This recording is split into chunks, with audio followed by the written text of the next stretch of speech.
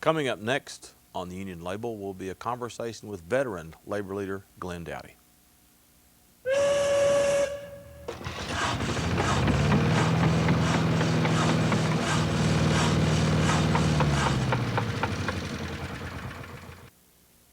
Welcome back. I'm Barry Craig. Glenn Dowdy has been president of UAW Local 1125, president of the Western Kentucky Area Council, president of the Western Kentucky Labor Day Committee Incorporated. I would say that qualifies you as a veteran labor leader. Well, I've been fortunate to have the opportunity to be involved in the labor movement for a lot of years, and I enjoyed most all of it. Now, what are you doing now? I'm actually doing what I've done for the last 26 years. I work for Holland and Swartz Law Firm in St. Louis. We have a satellite office here, so I have been a legal investigator for Jim Owens' office, was a local attorney here in town for 20 years, and I've been with that firm in St. Louis for the last 6.5 years. Mm-hmm. So those jobs that you mentioned, those are volunteer jobs and not paid jobs. Mm-hmm. Mm-hmm. Mm-hmm. Looking back on all these many years you spent in the movement, what has the movement meant to you personally? Well, I've met a lot of very fine people that are dedicated to advancing the cause of working men and women in Kentucky and other states that I've had the opportunity to work with. And I think it's just been, getting to know those kinds of people who do the job, the ones that's in the trenches that don't get paid, that do the volunteer work, and because it's what they believe in. Mm-hmm.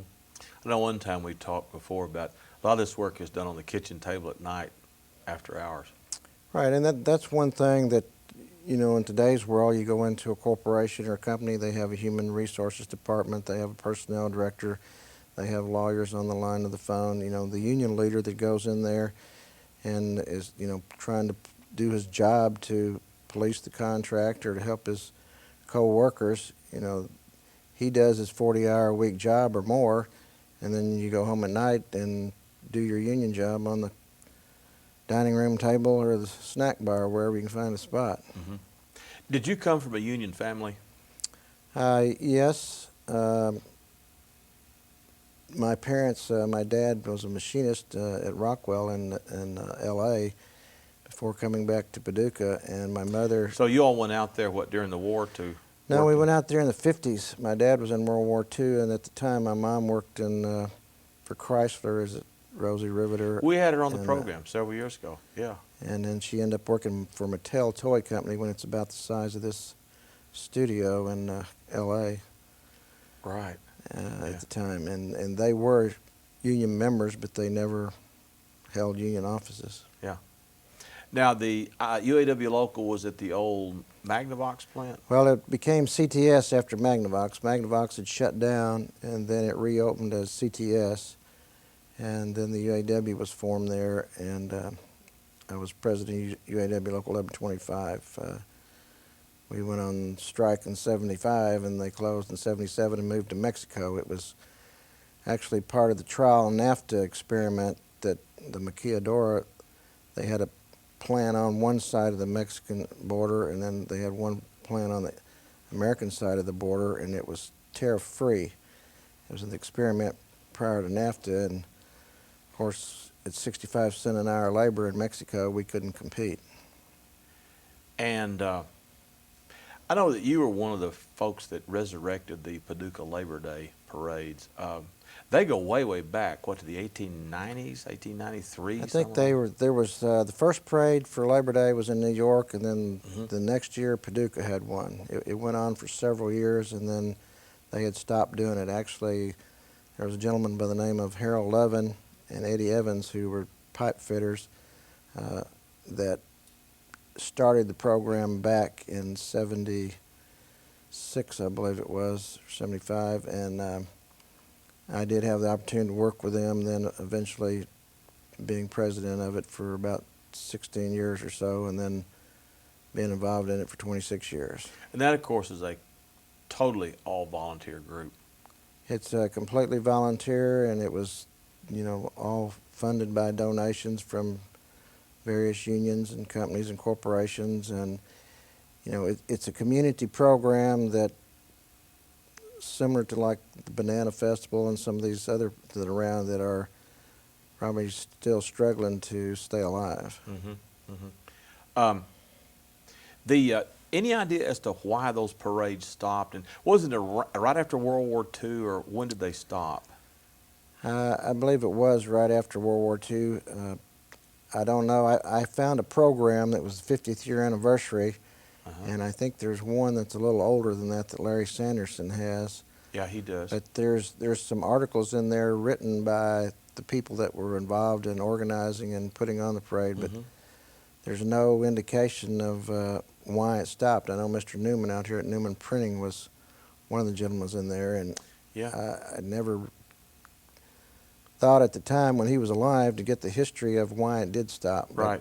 And I'm thinking that 50th anniversary program is 1943. I believe that's right. During World War II. It may have stopped, but, because of the war, and just never picked back up. Picked back up. One of the things we've talked about before is the decline in interest in a lot of things. For example, a union meeting, a monthly union meeting. If you get 10-15% of the membership, that's pretty typical. Why is it that people don't go to union meetings anymore? Well, I probably don't have the answer to that question, but it is a big concern. It's the same with a lot of organizations, but generally you can look at 10% of the people run most organizations as far as the operation. It's really something, particularly within a union, it doesn't exist without the members. And the members are, it's their wages, hours, and working conditions, and you do see quite dramatically gains in the attendance when it comes to voting on a contract or those issues that actually do affect them. The mundane monthly meetings, month in and month out, there's probably not as much interest in people going. Particularly in today's world, you have so many other things going. With kids, there's soccer, baseball, dance. There's just numerous things that pull people in different directions, and I think that's a lot of it. Getting back to the Labor Day Committee, how exactly does that function? You have a president, obviously you did that for many, many years, officers. How does that function?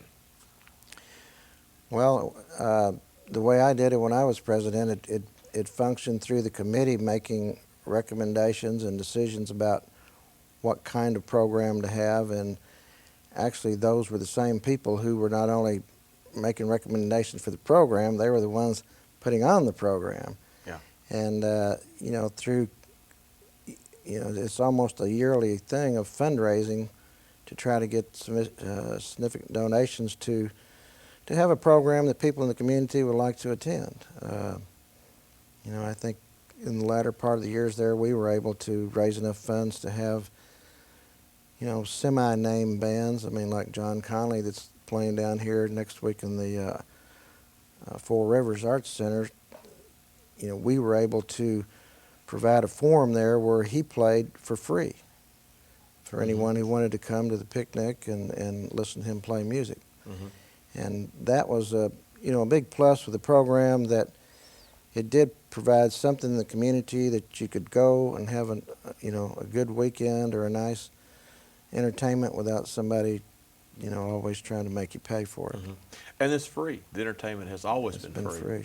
Who were some of the wheel horses on the committee back when you were involved? Kathleen Carr, she was the financial secretary for all the years that I was president, and as well as president of the area council, and she was a very hard, dedicated worker. Charlie Payton, Elizabeth Payton, both of them are no longer with us, but Charlie was working into his 70s, and he was still a hard worker building floats. And Aaron and Bonnie Edwards, those were some of the people that really helped me a lot during the time that I was involved with it. And as president, Kenneth Reed, he's was a big help in running the flea market, and Wayne Wallace, Johnny Counts, I'm sure I'm going to leave out some names, but there was a good 10, 15 people that was solid, dedicated people who made the program work. And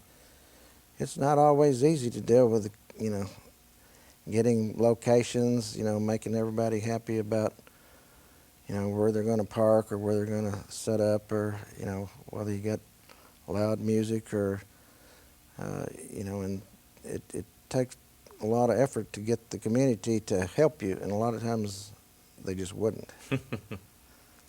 One of the things that I think makes the Paducah program unique, it's a 3-day program. It's the Labor Day weekend, whereas a lot of places just have a parade. How were you all able to pull that off, to bring in entertainment, flea market, vendors, all that? Well, at the time, we just started growing the program. Part of those things, like the flea market, and we actually had a 5-day program there for a while, because we put on softball tournaments, little Miss Labor Day pageants, I remember that. and some of those things that we did was partly for fundraising and partly for fun. But it made the program, for several years we were the, official Labor Day parade site for the state of Kentucky for all organized labor. I remember that. And it just gave a good opportunity to grow as we did different things, and to see, what would work, what didn't work, and that, where we were able to have, entertainment that was, had either been, top 10 records, or, quality people. The picnics, where have they been? Obviously Carson Park now. Well, the first picnic started down on the riverfront. It was called Barclay Park. It's now where the White Elephant Executive Inn's at. And, of course, after they started building that, we moved out to Carson Park. And then from Carson Park, we moved to downtown a couple of years, and then out to Noble Park, and then it's back to Carson Park. So some of it has to do with the politics of the day, is where you can locate. Because, I mean, the city and the county, we had some cost involved there, but, they, all in all, they cooperated.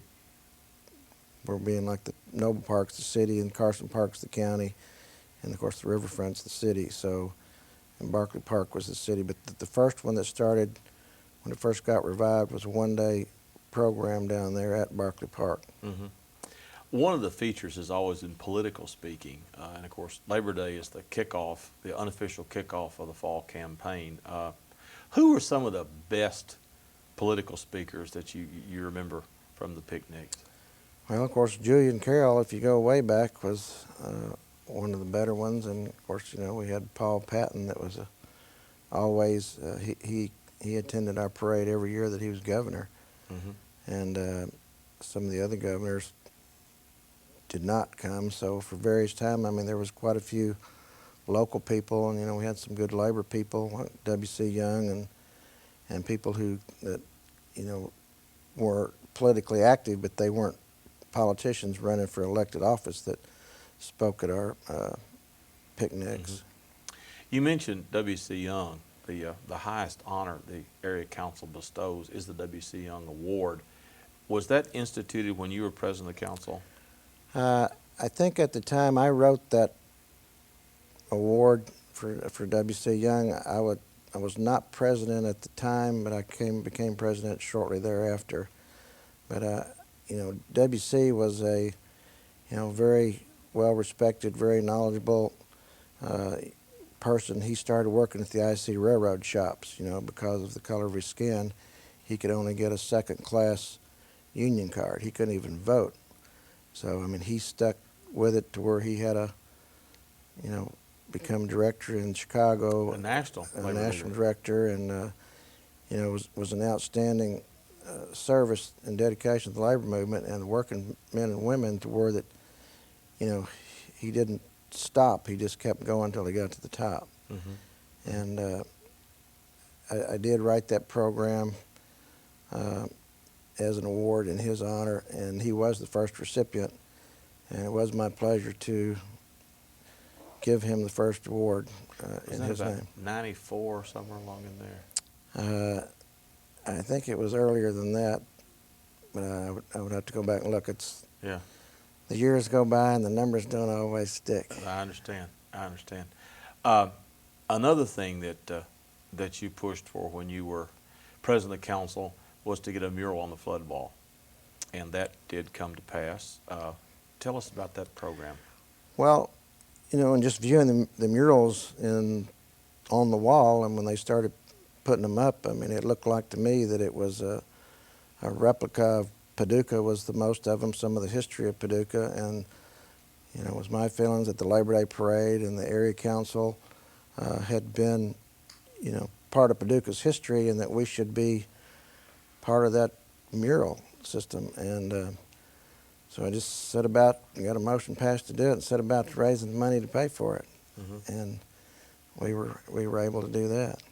And a number of the faces are actually faces of labor leaders on the flood wall too. W.C. Young is on there, as well as others, which I think adds a sort of a personal thing to it. What do you think the future of organized labor is in the United States? Well, you can look at the economics of our country. If it's getting to the point, if you want to get a job in industry, you're going to have to go to China. We are looking at this country about establishing freedom. I think that one of the major things that America should do is to become an industrialized nation and stay that way as part of national security. Because, even in the past, the Chinese have made some of our uniforms. The Olympic uniforms for the U.S. team are not made in America. It's very difficult to look and see how that the industrial base that we were, that was able to in World War II to mechanize and to build the war machine that we did to keep freedom around the world. Seems to me, if I recall, once when you were president of council, you brought in an American flag that was made in China. It was, I don't know, got at the post office or something At the U.S. Post Office. And it was made in China. It's made in China. Yeah. And if you look at a lot of their items that they sell, they are made in China. I wrote the Postmaster General a letter about it and never got an answer. Mm-hmm. Mm-hmm. And there's very little cost difference when you get down to doing certain items like hats or T-shirts. In Honduras, and where most of the T-shirts come from around here, Central America, and they've just signed in the CAFTA law. You've got people whose wages are even lower, or in sweatshops, no labor standards as far as, wages, hours, and working condition, or age. They're going back to exporting all of the things that we used to do right here in this country. Mm-hmm. And then at some point in time, like you have a city in China it's the whole city is nothing but industrial plants for Walmart, and it's they wave the flag, and some still are made in America, but we need to put our pocketbook where our mouth is, and start buy American wherever possible, and it's getting harder to find it. Mm-hmm. Products, especially clothing and shoes. I think back in the SARS episode that they determined that China was making about 80% of all the shoes in the world. So I worked at Florsheim Shoe Company for a few weeks when I was very young, and now I don't believe there's a Florsheim Shoe Company in America. There may not be. One of the things that was interesting, I was talking to a woman. She was a steel worker who was laid off from a plant up in, I believe it was Union County, and her plant was sent overseas to a low-wage country. And she said, all the television sets and all the tires and all the consumer goods, who can afford to buy them when they ship them back in here after we've lost our jobs? Exactly. When your unemployment runs out, what do? We all can't work in the service industry. There's 45 million people who don't have health care. The reason they don't have health care is because we're becoming a service-oriented country, and these restaurants and unless they're a large chain, they just don't have health care benefits. A lot of people are working 2 and 3 jobs sometimes 2 full-time jobs just to maintain the ability to pay their bills.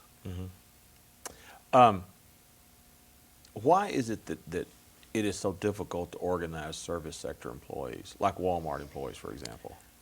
Well, I haven't been involved in that, but I've talked to some food and commercial worker people there, and you see with some of the other service type places that people work there. They work part-time. They don't pay good, so they come and go as soon as they can find a different job. It's easier to organize a location where you have the same steady workforce, and I think they finally organized a union in Walmart recently.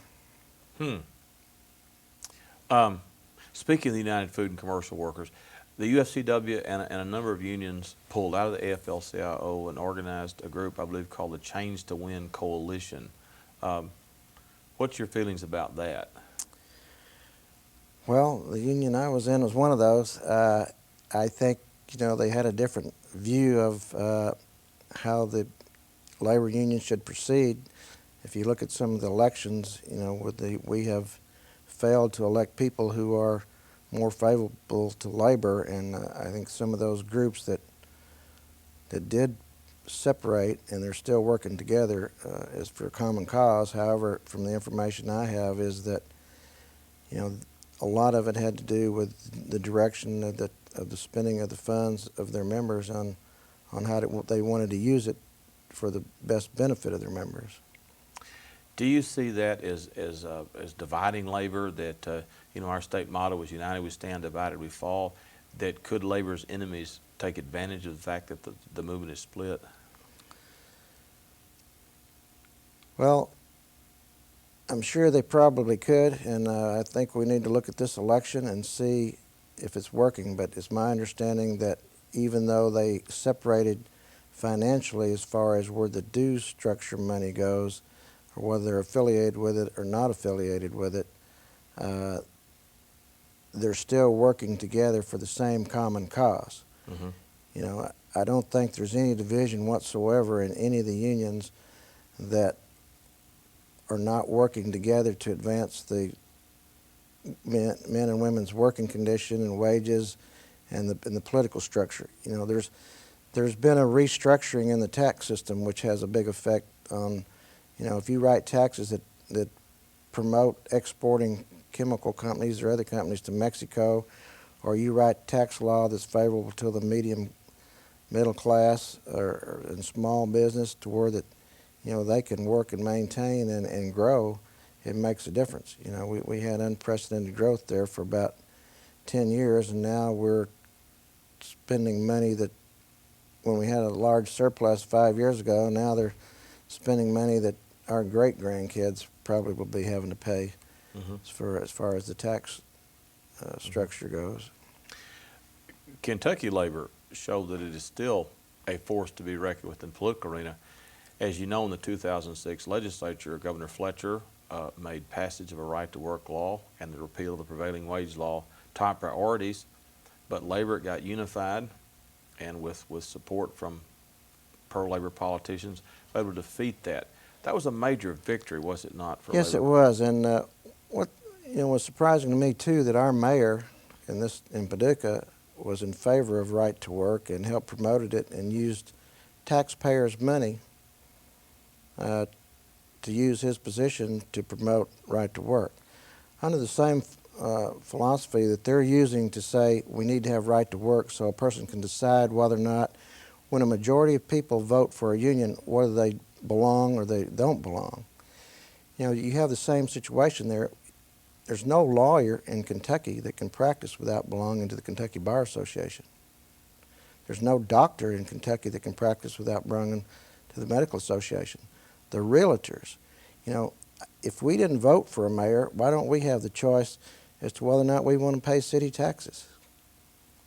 If we're going to be fair on one particular group and single them out and say, well, you shouldn't have to pay to belong to a union. Well, I don't get sewage service, so why should I pay county taxes? The same way with, with anybody that we elect. If you didn't vote for Governor Fletcher, why should I pay state taxes? I don't have a choice. The majority in a democracy decides. And it's shown in every state that has right to work. It's really a right to work for less because the employees end up making less money, less benefits, and you have a less stable workforce. Will that be an issue when, if Mayor Paxton decides to run again, do you suppose? I think he can only run twice, can he? It's his term I up. don't know if he can run for Well, election. That'd be a good question. I don't live in the city, so I'm sure that if he continues on with that philosophy, that there probably will be. Got the elections coming up in November. Any predictions on how labor-endorsed candidates will fare? Well, I would say the one that gets the most votes would win, but I'm not sure that's true. Predictions are the Democrats will do well nationally, statewide. Agree or disagree with that? Well, I hope the predictions come true because, they need to start taking positions to change the economic direction we're going. You can't just give tax cuts to rich people. Working people are struggling. There's more people in poverty in the last 5 years than there were 5 years ago. People are working with less benefits. If we can build railroads in Iraq, why can't we build them in America? If we can build infrastructure there, some of our bridges are falling apart. Some of our highway systems falling apart. We need to start making our elected officials who being accountable to us, the voters, the taxpayers. It's been too many years that when people get elected, I'm going to do what's best for me, not what's best for you. In the limited amount of time we have left, would you like to see, which is 1 minute actually, would you like to see this Change to Win group and the National FLCL go back together again? I would like to see them unite. I think they need to do some different things, and we can't just be business as usual. The times are changing. We need people who work and dedicated. Some of what I saw was they were hiring people out of the labor movement instead of bringing people within the labor movement into their ranks, which was a problem in my opinion. Mm-hmm. Well, we're out of time. Thank you for joining us. Hope you'll come back again sometime. Okay. I'm Barry Craig. My guest today was Glenn Dowdy. We'll see you next time.